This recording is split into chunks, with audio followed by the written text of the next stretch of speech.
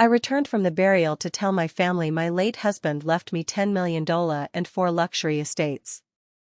Walking in, I overheard their sick plot. Their whispers made my blood run absolutely cold. The rain in Westchester doesn't just fall, it soaks into your very soul. Standing there at Oakwood Cemetery, I looked at the rows of empty mahogany chairs and felt a hollowness that $10 million couldn't fill. My name is Nora, I'm 34 years old, and an hour ago, I buried the only man who ever truly loved me. Grant was 52 when he passed. To the world, he was a titan of industry, a man who built an empire from nothing. To my parents, Beatrice and Milton, he was a walking ATM with a high credit limit. And to me? He was my anchor. I looked at my watch. 2 p.m. The service was supposed to start at 1. I stood there alone with the priest, the wind whipping my black veil against my face. My parents weren't there. My sister, Sloane, wasn't there. Not a single member of the family I had spent my entire life trying to please had shown up to honor the man who had paid for their vacations, their cars, and their high-end country club memberships for the last 8 years. "Would you like to wait a bit longer, Mrs. Sterling?" the priest asked, his voice dripping with a pity that made me want to scream. "No," I said, my voice cracking. "They aren't coming." As the casket was lowered into the cold, gray earth, my phone buzzed in my pocket. I pulled it out, expecting an apology, a frantic excuse about a flat tire or a sudden illness. Instead, I saw a notification from Instagram. It was a photo posted by Sloane 10 minutes ago. She was at a high-end brunch spot in the city, holding a mimosa, with my mother Beatrice smiling broadly in the background. The caption read, "Brunch is the only way to cure a gloomy Saturday. Family time is everything. #blessed #living my best life." A bitter laugh escaped my throat. Blessed. They were celebrating while Grant was being covered in dirt. I realized then that my mother hadn't accidentally told the family the funeral was at 4 p.m. instead of 1. She had done it on purpose. She wanted me to be alone. She wanted to strip away the last shred of dignity I had left as Grant's widow. She had spent years whispering in my ear that I was nothing without them, that Grant only married me because he felt sorry for a girl from a good family that had fallen on hard times. I stood there until the workers began shoveling the dirt. Every thud of earth hitting wood felt like a heartbeat. Grant had warned me. 6 months before he died of that sudden, aggressive cancer, he sat me down in his study. He looked me in the eyes and said, "Nora, your family doesn't love you. They love what I can do for them. When I'm gone, the sharks will circle. Promise me you won't let them sink their teeth into you." At the time, I thought he was being cynical. I thought he was just tired from the chemo. But looking at that Instagram post, looking at those 20 empty chairs that Grant had paid for, I finally saw them for what they were. They weren't family. They were parasites. I wiped the rain and tears from my face, turned my back on the grave, and walked toward my car. I wasn't just Nora, the grieving widow, anymore. I was a woman who was about to become very, very dangerous. My parents thought I was coming back to them as a broken, penniless beggar they could control again. They had no idea that Grant had left me a fortress. I drove away from the cemetery, heading straight toward Manhattan. I didn't need a hug. I didn't need a shoulder to cry on. I needed my lawyer. The law firm of Clemens and Rowe sat on the 44th floor of a glass tower that looked like it was carved from a single block of ice. Barnaby Sinclair was waiting for me. Barnaby didn't do pity. He did results. He was 70 years old, with hair like silver wire and eyes that could see through a brick wall. "You're late, Nora," he said, though his voice softened as he saw my soaked coat. "I stayed until the end," I replied, sitting down in a leather chair that smelled like old money and expensive cigars. Barnaby pushed a thick, manila folder across the desk. "Grant was a meticulous man. He knew your parents were, let's call them, financially aggressive. He didn't want you to be a target." He opened the folder and began listing the assets. My breath hitched. I knew Grant was wealthy, but I didn't know the scale. $10 million in liquid cash, sitting in a private trust. For luxury estates, one in the Hamptons, a penthouse in Miami, a villa in Aspen, and the townhouse in the city. But that's not all, Barnaby said, his expression darkening. Grant asked me to run a forensic audit on your childhood trust fund. The one your grandfather set up for you when you were born. I frowned. My parents told me that fund was wiped out in the 2008 crash. They said they had to use the leftovers to keep the house. Barnaby slid a series of bank statements toward me. They lied. Your parents, Milton and Beatrice, have been systematically siphoning money out of that account for 2 decades. They didn't lose it in a crash. They spent it. They spent $1.5 million of your inheritance on country club dues, Sloane's equestrian lessons, and your father's gambling debts. I stared at the numbers. Every dollar felt like a slap. While I was working 2 jobs in college because they told me they couldn't afford to help, they were drinking my grandfather's legacy. While I was feeling guilty for burdening Grant with my family's constant requests for loans, they were already sitting on a mountain of stolen money. They think I have nothing now, don't they? I asked. Grant made sure the public filings were ambiguous. Barnaby smiled thinly. If they haven't seen the will, they likely assume he left everything to his charitable foundations or that the business debt swallowed the estate. They think you are coming home to Westchester with your tail between your legs. Good, I said, a cold fire lighting up in my chest. Let them think I'm a beggar. I want to see how far they'll go. Barnaby leaned back. Grant left a dead man switch in his instructions, Nora. He knew they'd try something. He told me that if they showed their true colors at the funeral, I was to give you this. He handed me a small, encrypted USB drive. He said you'd know when to use it. I gripped the drive so hard the edges dug into my palm. My parents had stolen my past, and now they were planning to feast on my future. They wanted the grieving, broken Nora. Well, they were going to get her. But she wasn't coming alone. She was bringing the truth with her. The drive to my parents' estate in Westchester took exactly 62 minutes.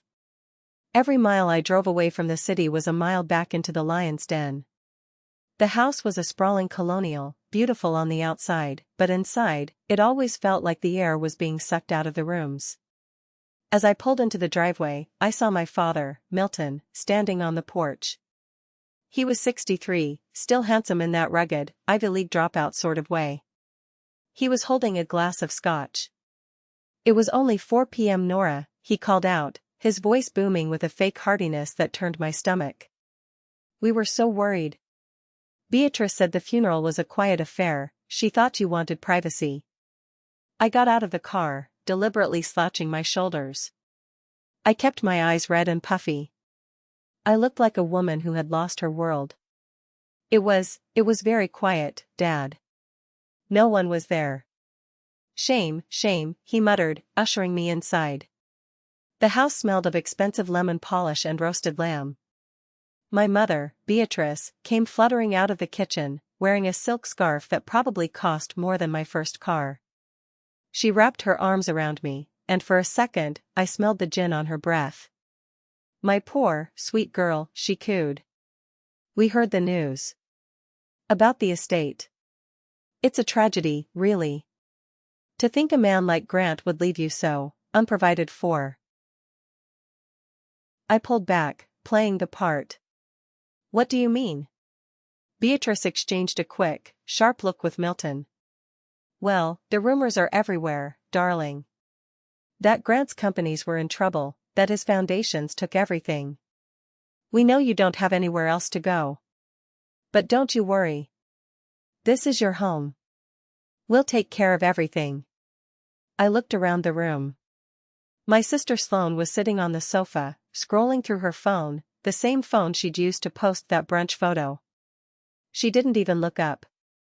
Hey, sis. Sorry about your husband. Sucks about the money, too. I guess you'll have to get a real job now, huh? Sloane, be nice, Beatrice chided, though there was no weight in her voice. Nora is fragile right now. She needs rest. They led me up to my old bedroom. It was exactly as I had left it 10 years ago, like a museum of a girl they had spent years breaking down. "Get some sleep, honey," Beatrice said, patting my hand. "We've already arranged for our family doctor, Holloway, to come by tomorrow. Just to give you something for the nerves. You look so unstable." Unstable. That was the word.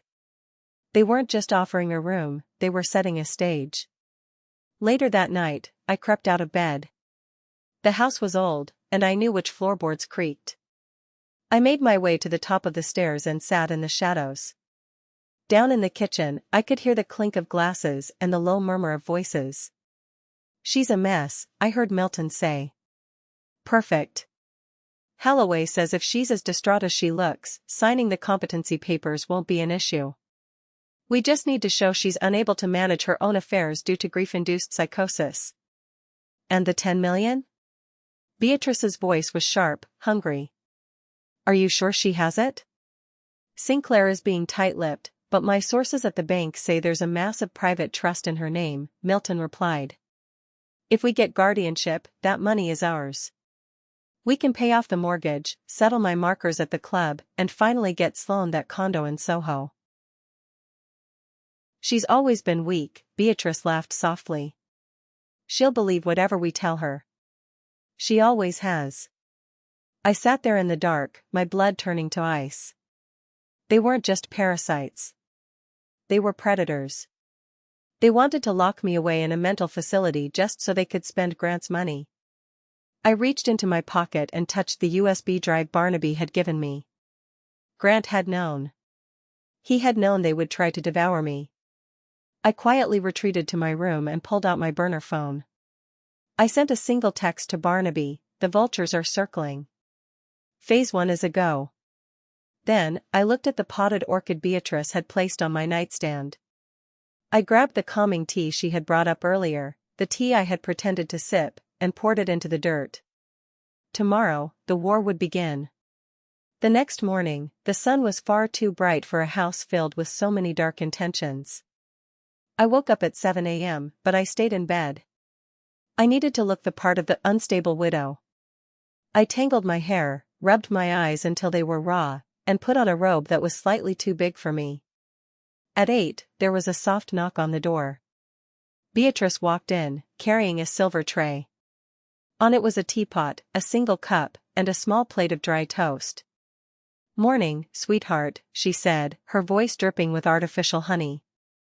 "I thought you might need some of my special herbal blend. It's wonderful for the anxiety.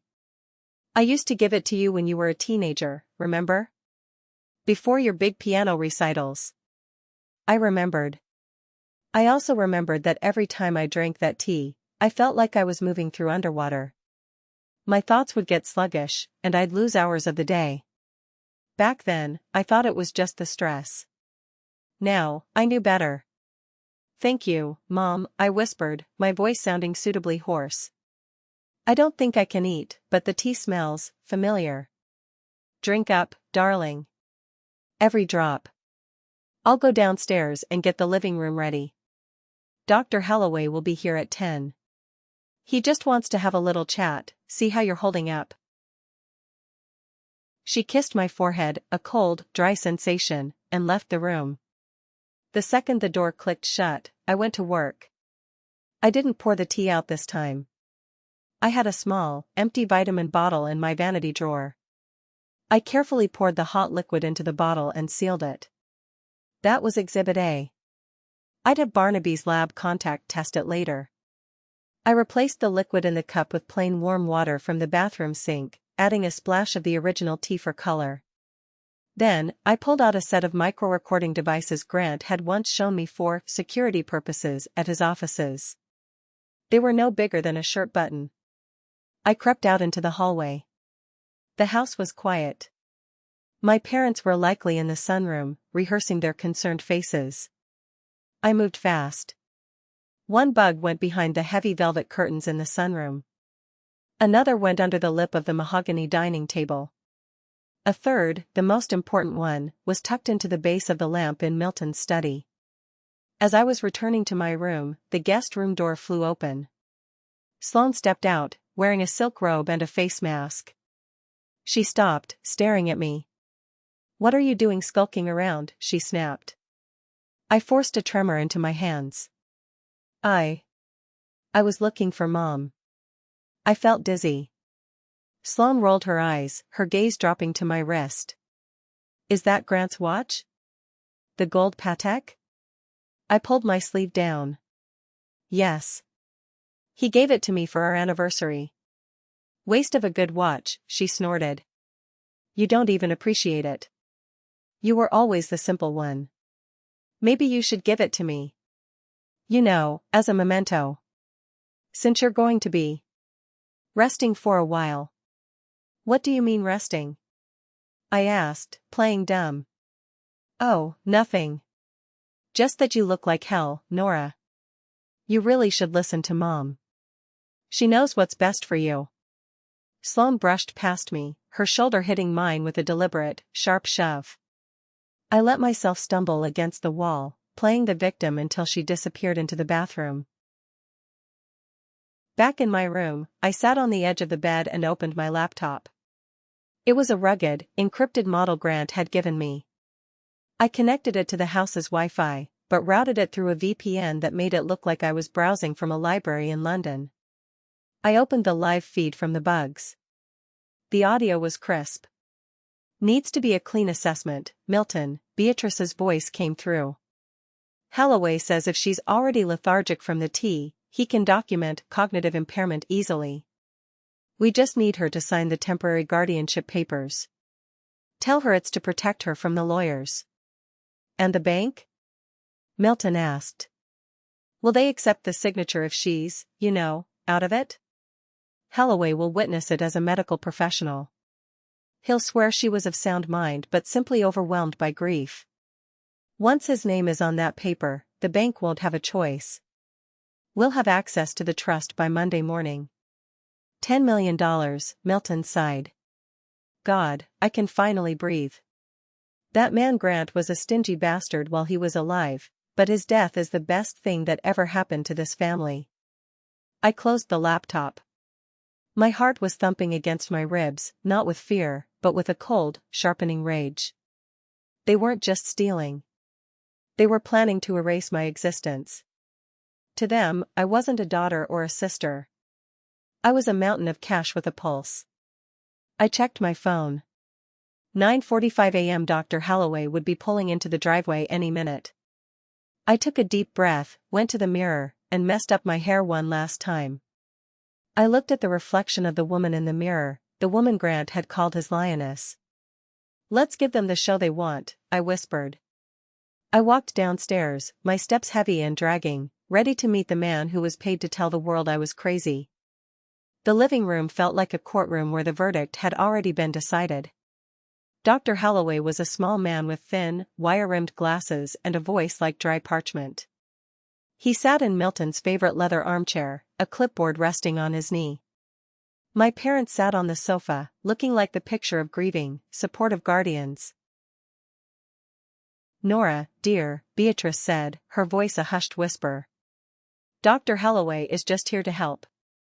He's been our friend for years." I sank into a chair, my head lolling slightly to the side. I made sure my eyes didn't quite focus on Holloway's face. I just feel so tired. Everything is blurry."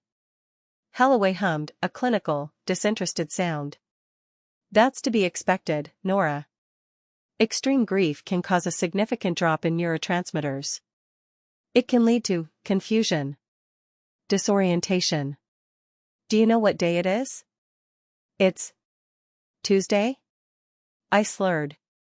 It was actually Sunday. Holloway scribbled something on his clipboard. "And do you know where you are?" "I'm home," I said, my voice cracking. "But Grant isn't here." "Why isn't Grant here?"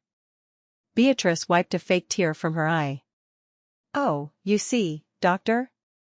She keeps asking that. It's heartbreaking. For the next 45 minutes, I gave a masterclass in psychological collapse. I forgot simple words. I rambled about memories from my childhood that never happened. I watched out of the corner of my eye as Milton leaned forward, his eyes bright with greed.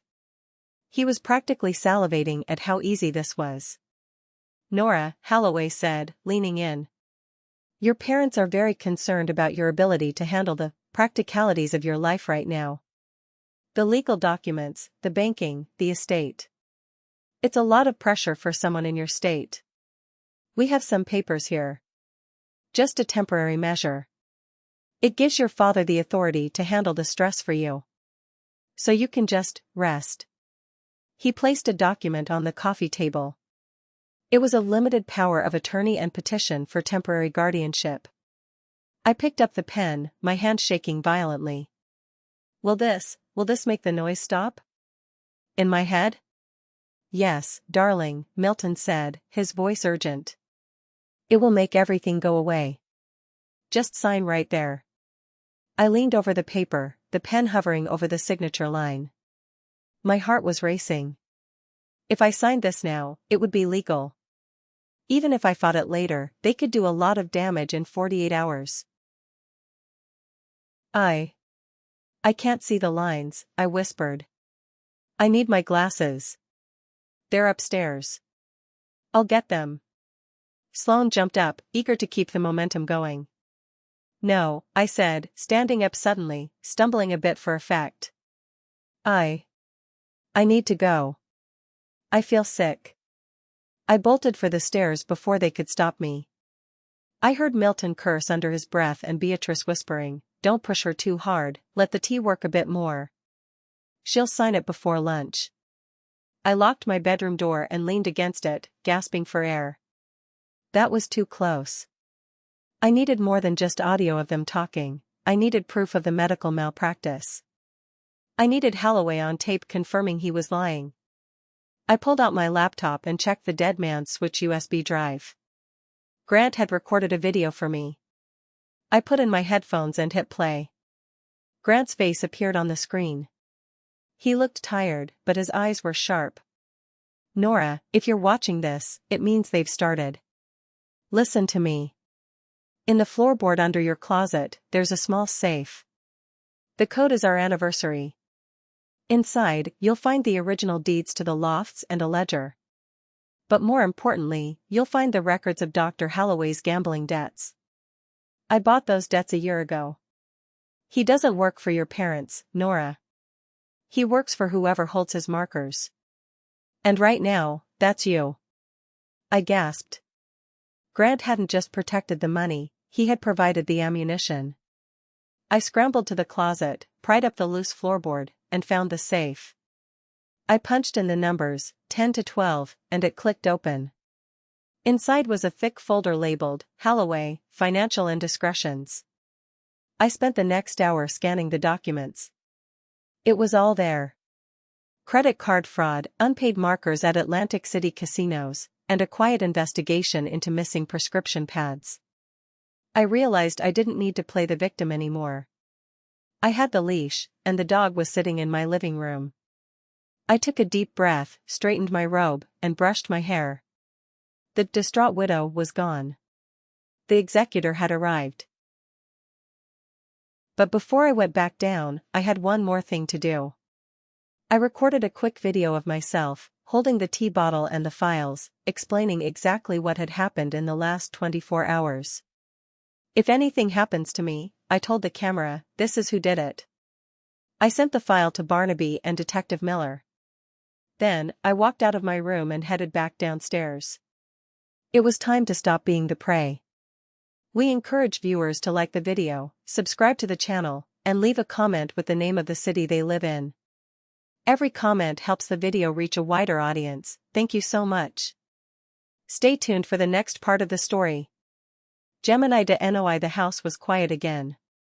Dr. Holloway had left, promising to return the next day to finalize the paperwork, assuming my condition continued to deteriorate. My parents and Sloane had gone out to a late lunch at the country club, leaving me behind to rest. They locked the front door from the outside, assuming I was too heavily medicated to even stand up, let alone investigate. They underestimated me. They always had. The moment I heard Milton's heavy SUV pull out of the driveway, I was out of bed. I had Holloway's gambling debts secured. Now, I needed the final nail in the coffin, the physical proof of the trust fund embezzlement. Barnaby had the forensic audit, but having the original, manipulated ledgers from my father's own desk would make the criminal case airtight. I crept down the stairs and walked down the long hallway to Milton's study. The room always smelled of stale cigars, leather, and an overwhelming sense of unearned arrogance. The door was locked, but Milton was a creature of habit. He always hid the spare key inside the hollowed-out base of the antique globe sitting by the bookshelf. I reached under, felt the cold metal, and unlocked the door. The study was dark, the heavy curtains drawn tight. I went straight to the massive oak desk. I knew my father. He didn't trust digital files for his dirty work, he liked paper. He liked to hold his secrets. I opened the bottom left drawer. Locked. I grabbed a heavy brass letter opener from the desktop and wedged it into the gap, pulling with all my strength until the cheap locking mechanism snapped with a sharp crack. Inside the drawer was a stack of red leather-bound ledgers. I pulled out the one marked with my birth year. I opened it, and my stomach churned. It was all there, written in Milton's jagged handwriting. Withdrawals of $50,000 here, $100,000 there. Next to each withdrawal was a sickeningly casual note. Sloane's tuition. Beatrice's anniversary trip to Paris. Club dues. Covered losses at the track. They had treated my future like a bottomless checking account. I pulled out my burner phone and started taking high-resolution photos of every single page. Click. Click. Click. Every snap of the shutter was another year in prison for the man who was supposed to protect me. Suddenly, the floorboard in the hallway creaked. My heart stopped. The front door hadn't opened. I listened closely. Soft footsteps. "Hello?" a voice called out. It was Sloane. She hadn't gone to the club with them. She must have stayed behind in her room. "Nora," she called again, her footsteps getting closer to the study. "Are you in there?" I panicked. I shoved the ledgers back into the drawer and kicked it shut, hiding the broken lock with my body just as the heavy wooden door swung open. Sloane stood in the doorway, her arms crossed, her eyes narrowing as she looked at me standing behind our father's desk. "What are you doing in here?" she demanded. "Dad hates it when anyone goes in his study." I forced my breathing to slow down. I needed to play the pathetic, heartbroken widow one last time. I let my shoulders slump, and I brought my hands up to my face, letting out a dry, gasping sob. I was looking for photos, I stammered, my voice trembling perfectly. There was an old photo album. The one from the summer we all went to the lake.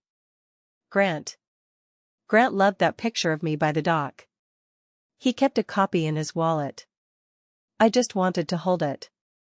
Sloane stared at me for a long, uncomfortable moment. For a second, I thought she saw right through me. But then, her face softened into an expression of sheer disgust. She bought it. She bought the pathetic act because it fit perfectly into her narrative of who I was, a weak, dependent mess. "God, Nora, you are so pathetic," she sighed, rolling her eyes. "The albums are in the attic. You're losing your mind. Dad is going to be furious if he finds out you broke into his sanctuary just to cry over some stupid picture. Get out of here and go back to bed before I tell them." "I'm sorry," I whispered, keeping my head down as I walked past her. "I'll go back upstairs." I hurried back to my room and locked the door. My hands were shaking, not from fear, but from the massive adrenaline rush. I pulled out the burner phone. I opened a secure messaging app and attached all 50 photos of the ledger. I sent them directly to Detective Miller, a contact Barnaby had set up for me. My phone buzzed a minute later. It was a message from Miller. "Received. This is exactly what we needed. Warrants are being drawn up now. We move when you give the signal. I smiled. The trap was fully loaded. Now, I just needed to lure them all into the center of it. By 6 o'clock that evening, the heavy rain had returned, drumming against the windows of the estate like a warning. My parents returned from the country club, their voices echoing through the foyer. I could hear Beatrice laughing about something, completely unbothered by the fact that she had buried her son-in-law less than 48 hours ago. It was time for the final performance. I walked out of my bedroom and stood at the top of the stairs. I made sure my hair was completely disheveled, and I let my posture collapse entirely. I gripped the banister, took a deep breath, and let out a loud, agonizing wail. The laughter downstairs stopped instantly. I threw myself forward, tumbling down the first 3 carpeted steps before catching myself, letting my body hit the floor hard. "Grant!" I screamed, sobbing hysterically. "Where is he? I can't find him. Make it stop." Milton and Beatrice rushed to the bottom of the stairs, their faces pale. "Nora!" Beatrice cried out, running up to me. She grabbed my shoulders. "Nora, look at me. Look at your mother." I stared right through her, my eyes wide and vacant. "The walls are moving," I whispered, my voice trembling. "They're taking the money. Grant said the sharks were coming. I have to hide the money." Milton looked at Beatrice, panic flashing in his eyes. "She's completely losing it." "The tea, did you give her too much?" "I gave her exactly what Holloway told me to." Beatrice hissed back. "She's cracking. This is our window, Milton. If she completely snaps and ends up in a psych ward before we get the papers signed, the state takes control of the estate, not us." "Call Holloway," Milton ordered, his voice tight with desperation. "Tell him to get back here tonight. Right now. We are getting those temporary guardianship papers signed before midnight." Beatrice scrambled for her phone, her fingers flying across the screen. "Eris?" "Yes, it's Beatrice. It's an emergency. She's degrading rapidly. She's hallucinating. We need you here to sign off on the competency waiver tonight." "Yes, I know it's raining. We'll add another 50,000 to your compensation. Just get here." She hung up and looked at Milton. "He's on his way. He'll be here in 20 minutes. They dragged me down the rest of the stairs and laid me on the expensive Persian rug in the living room. I lay there, my eyes half closed, my breathing shallow, putting on the performance of a lifetime. Every time they looked away, I checked the small, hidden microphone taped under the coffee table. The green light was on. It was streaming crystal clear audio directly to Barnaby and Detective Miller. Sloane came downstairs, a glass of wine in her hand. She looked at me lying on the floor and scoffed. "Jesus. Is she finally having her total breakdown?" "Shut up, Sloane, and help me move the table," Milton snapped. "We need a flat surface for the documents. When Holloway gets here, you are going to witness the signatures. Understood?" "Fine," Sloane muttered. "But I expect a cut of the liquid assets. I want that condo in Soho by next month." "You'll get whatever we give you," Beatrice snapped, pacing the room like a caged animal. "Everything has to be perfect. We are about to secure $10 million. Nobody messes this up." I lay perfectly still on the rug, my cheek pressed against the wool fibers. They were practically salivating. They were counting the money before the ink was even dry. They had no idea that every single word they were saying, every threat, every confession of their greed, was being recorded by the police. My burner phone, tucked securely in my bra, vibrated once. A message from Barnaby. "Miller is 2 blocks away. The prosecutor has signed off. Give the signal when Holloway puts pen to paper." I closed my eyes and focused on my breathing. The grieving widow was dead. The frightened daughter was gone. All that was left was the cold, hard reality of what I had to do. I was going to burn my own family to the ground, and I was going to enjoy the warmth of the fire. The doorbell rang. It was a sharp, piercing sound that cut through the tension in the room. "He's here," Milton whispered. He smoothed down his sweater, put on his best look of fatherly concern, and walked to the front door. The trap was set. The rats were in the cage. Now, it was time to drop the gate. Dr. Holloway stepped into the foyer, shaking off his wet umbrella. He looked nervous, his eyes darting around the room. He carried a sleek black leather briefcase that looked too expensive for a family practitioner. "Where is she?" he asked, his voice low. "In the living room," Milton said, leading the way. "She's practically catatonic. We need to do this quickly before she passes out completely." Holloway walked over to where I was lying on the floor. He knelt beside me, shining a small penlight into my eyes. I kept my gaze unfocused, staring blankly at the ceiling. I didn't even blink. "Fascinating," Holloway murmured. "Complete dissociative state. It's the perfect medical justification for the temporary guardianship. The court won't even question it." He stood up and walked over to the coffee table, opening his briefcase. He pulled out a thick stack of legal documents with the state seal stamped on the top.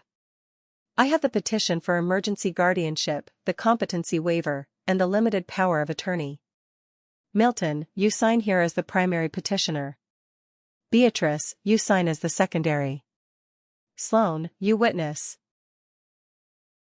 Milton practically snatched the pen from Holloway's hand.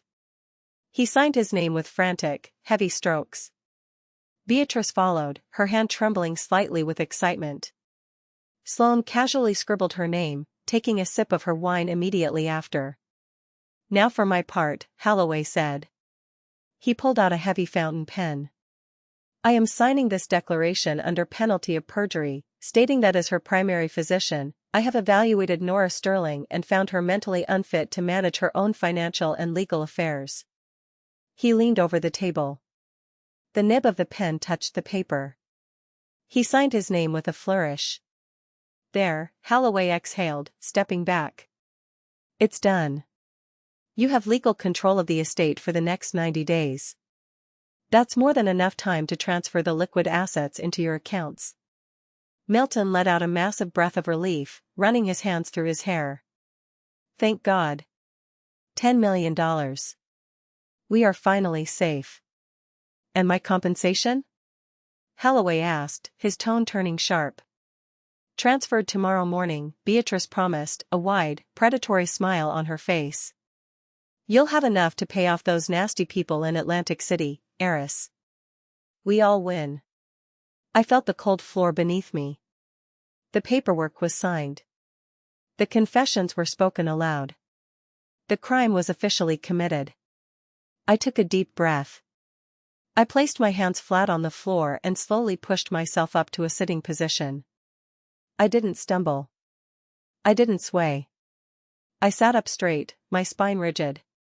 I reached up and smoothed my hair back, completely dropping the vacant, glassy-eyed expression. The room fell dead silent. I looked directly at Dr. Holloway, my voice clear, sharp, and perfectly steady. "I hope that $50,000 was worth your medical license, Doctor." Holloway froze. The color drained from his face so fast he looked like a corpse. Milton and Beatrice stared at me, their mouths hanging open in shock. "Nora?" Beatrice whispered, stepping back. What are you doing?" I stood up. I didn't look like a victim anymore. I looked them dead in the eyes, one by one. "Did you really think Grant would leave me unprotected?" I asked, my voice echoing in the quiet room. "Did you really think a man who built a corporate empire would just let a couple of desperate, debt-ridden country club wannabes steal his life's work?" "Sit down, Nora," Milton growled, his face flushing red with sudden anger. He stepped toward me, raising his hand. "You're confused. You don't know what you're saying." "Don't touch me," I snapped, my voice cracking like a whip. "I know exactly what I'm saying. I know about the $1.5 million you stole from my childhood trust fund. I know about Sloane's condo. And I know about the heavy dose of sedatives you've been slipping into my tea for the last 2 days." Beatrice gasped, clapping a hand over her mouth. Holloway started backing toward the door. This is a misunderstanding. I was just acting on the family's concerns. Save it for the judge, heiress, I interrupted. I found the ledger in Milton's desk. And I found the file Grant kept on your gambling debts. The ones at the Bellagio. The ones in Atlantic City. You don't work for my parents. You work for whoever holds your markers. And Grant bought those markers a year ago. Holloway let out a pathetic squeak, his briefcase dropping to the floor. Milton lunged for the coffee table, grabbing the signed documents. It doesn't matter, he shouted, his eyes wide with manic desperation. These are legally binding. We have guardianship. We have the power of attorney. You're legally incompetent as of 3 minutes ago. I reached into my pocket, pulled out the burner phone, and pressed a single button. No, Milton, I said softly. I'm the bait. Before Milton could even process my words, the sound of heavy fists pounding on the heavy oak front door echoed through the house. It wasn't a polite knock. It was the sound of authority. Westchester County Police. Open the door. We have a warrant. Beatrice let out a blood-curdling scream. Sloane dropped her wine glass on the hardwood floor, the red liquid splashing everywhere like blood. Don't move. Milton roared at me, his face contorted in sheer panic. He grabbed the legal documents, desperately looking around for the fireplace, trying to figure out how to burn them. The front door didn't just open, it was forced open with a massive crash. 5 police officers swarmed into the foyer, led by Detective Miller, a tall, imposing woman in a sharp trench coat. She had her badge held high. Nobody move. Hands where I can see them. Miller shouted, her voice cutting through the chaos like a knife. 2 uniformed officers immediately tackled Dr. Holloway as he tried to sprint toward the kitchen. They slammed him against the wall, slapping the handcuffs onto his wrists. He began sobbing instantly, begging for a deal. Milton froze, the papers still clutched in his trembling hands. Miller walked straight up to him and snatched the documents away. Milton Sterling, she said coldly. You are under arrest for conspiracy to commit medical fraud, attempted grand larceny, and the embezzlement of $1.5 million from a protected trust. This is a mistake. Milton shouted, his voice cracking as an officer grabbed his arms and forced them behind his back. She's insane. She's my daughter, she needs help. I am her legal guardian. Detective Miller pulled a small radio from her belt and pressed the playback button. Suddenly, the living room was filled with the crystal-clear audio of my mother's voice from just an hour ago. If she completely snaps and ends up in a psych ward before we get the papers signed, the state takes control of the estate, not us. And then, Holloway's voice. Fascinating. Complete dissociative state. It's the perfect medical justification for the temporary guardianship. Beatrice collapsed onto the sofa, burying her face in her hands, wailing hysterically. My babies. My reputation. You can't do this to me, I'm a respected member of this community. An officer gently pulled her to her feet, ignoring her cries, and cuffed her. Beatrice Sterling, you have the right to remain silent. I highly suggest you start using it. I stood by the fireplace, watching the empire of lies crumble in real time. For 34 years, these people had made me feel small. They had made me feel like an obligation, a burden, a disappointment. They had manipulated me, stolen from me, and finally, they had tried to erase my mind just to get to my husband's money. And now, they were nothing but common criminals crying in their expensive living room. Sloane was backed into a corner, her face pale, her hands shaking uncontrollably. She looked at our parents in handcuffs, then she looked at me. The realization was slowly dawning on her. The money was gone. The country club was gone. The Soho condo was a fantasy. She was 28 years old, with no job, no skills, and parents who were going to federal prison. Nora, Sloane whispered, tears streaming down her face. Nora, please. Tell them I had nothing to do with it. Tell them I didn't know. I looked at her. I looked at the gold Patek Philippe watch she was wearing on her wrist, Grant's watch. The watch she had stolen from his nightstand while his body was still warm. Take off the watch, Sloane, I said quietly. She fumbled with the clasp, her hands shaking so badly she could barely undo it. She practically threw the gold watch onto the coffee table. I didn't do anything, she pleaded. Detective Miller turned to her. Sloane Sterling. We have audio of you conspiring to receive stolen funds, and witnessing a fraudulent legal document. Turn around and put your hands behind your back. No. No, I'm the good one. I'm the favorite. Sloane screamed as the officer cuffed her. Milton, as he was being dragged toward the door, turned his head to look at me one last time. His eyes were filled with a venom so toxic it could have killed me. You are no daughter of mine. You are a traitor. You are dead to this family. I walked up to him, stopping just inches from his face. I didn't yell. I didn't cry. I just smiled. A cold, hard smile that Grant had taught me. You're right, Milton, I said softly. I'm not your daughter. I'm Grant's wife. And I want my money back. The flashing red and blue lights of the police cruisers painted the rainy Westchester street in a surreal, almost cinematic glow. I stood on the front porch, wrapping a heavy wool shawl around my shoulders, and watched as my mother, my father, and my sister were placed into the back of 3 separate squad cars. The neighbors were peeking through their blinds. The wealthy, insulated bubble of their perfect suburban street had finally popped. The Sterling family, the pillars of the country club, were being hauled away in handcuffs. Detective Miller walked up the steps and handed me a business card. Barnaby Sinclair is waiting for your call. The house is officially a crime scene until we finish securing the evidence, but we've cleared you to leave. Do you have a place to stay? I do, I said, looking out into the dark night. I'm going home. 3 weeks later, the dust began to settle. The court proceedings were swift and brutal. Given the overwhelming amount of physical evidence, the audio recordings, the video, the forged medical documents, and the 20 years of meticulously photographed ledgers, the district attorney didn't even have to offer a plea deal. Dr. Holloway lost his medical license immediately and flipped on my parents to avoid a maximum sentence. Milton and Beatrice were charged with multiple counts of felony fraud, embezzlement, and conspiracy. The judge, disgusted by their attempt to weaponize the mental health system against their own grieving daughter, denied them bail. They were going to prison for a very, very long time. Sloane managed to avoid heavy jail time by claiming ignorance, but her life was effectively over.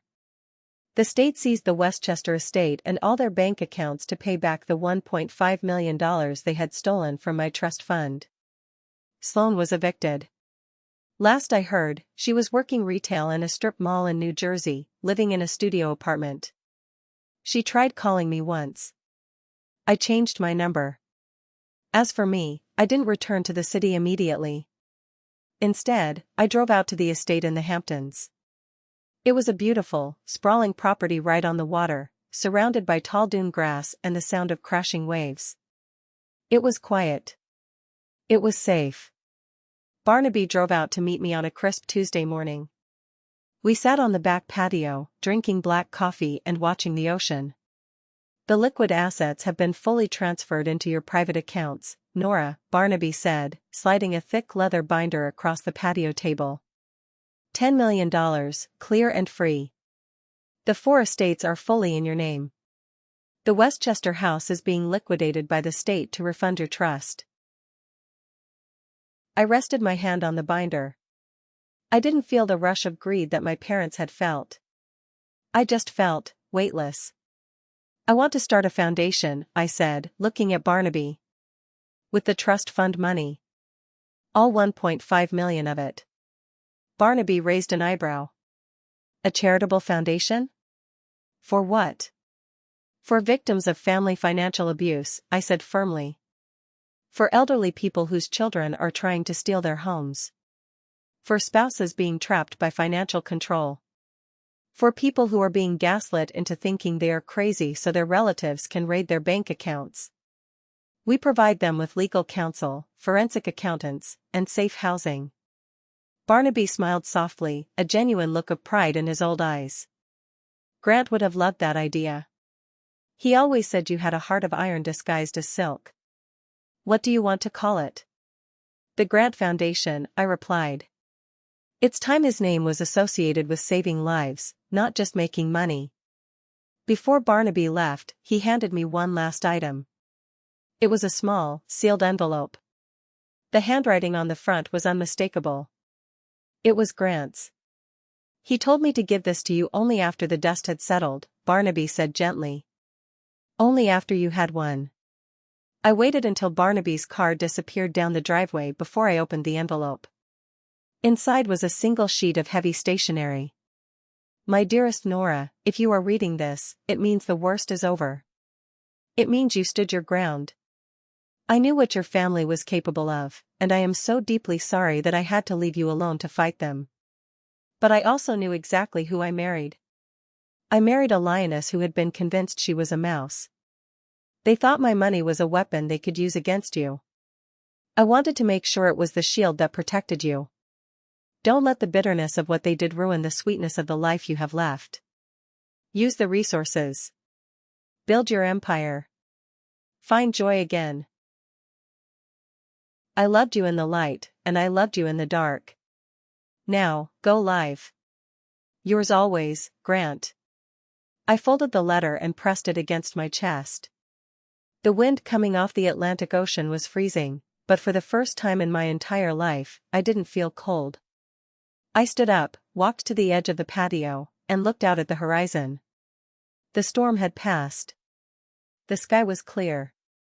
I was 34 years old, I had a fortune to manage, a foundation to build, and a life that finally, truly, belonged to me. Do you think I was too cruel to record my own parents' downfall, or did they lose the right to be called family the moment they spiked my tea? Thank you for watching this story of justice and healing. If you believe that blood doesn't always mean family, hit the like button and subscribe for more stories where karma finally strikes. Don't forget to share your own stories in the comments below.